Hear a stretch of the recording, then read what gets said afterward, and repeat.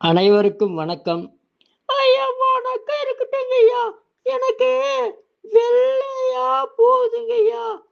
ரொம்ப நாளா போகுதுங்க ஐயா. நானே என்னென்னமோ சாப்பிட்டு பார்க்குறேன். நிக்க மாட்டேன்துங்க ஐயா. அதுக்கு உங்ககிட்ட வந்தா ஒரு நல்ல வைத்தியம் சொல்வீன்ட்டு வந்திருக்கிறேங்க ஐயா. அப்படியாம்மா? வைத்தியமா? சரி சொல்றேன். நீயே எளிய முறையில செஞ்சுக்கோ. அதுக்கு தாங்க ஐயா வந்திருக்கிறேன். அப்படியா? சரி இங்க பாருங்க. அ அ நெல்லி வத்தல் ஒரு 150 கிராம் வாங்கிக்கோங்க. படிகாரம் ஒரு 50 கிராம் வாங்கிக்கோங்க.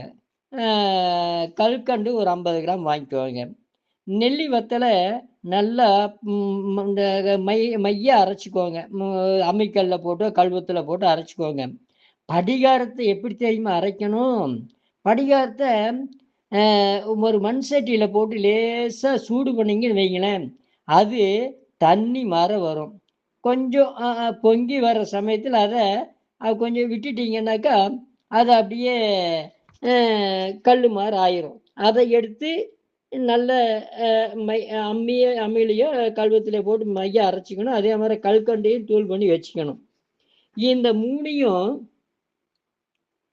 கலந்து ஒரு பாட்டில்ல போட்டு வச்சுக்கோங்க.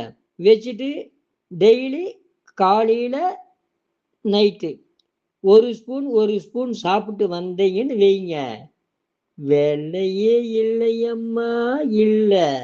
அதுபோக யோகாவுல ஒரு முத்திரையில ஒண்ணு சொல்றேன். வருண முத்திரை. அ, அ, எதுக்கு எடுத்தாலும் வருண முத்திரை, வருண முத்திரை, வருண முத்திரை. ஐயா ஏம்மா கோவிச்சுக்கிற?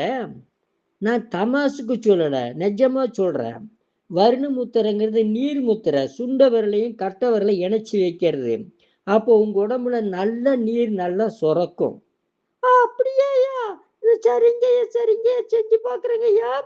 வாழ்க, வளர்க, உயர்க. நன்றி, வணக்கம்.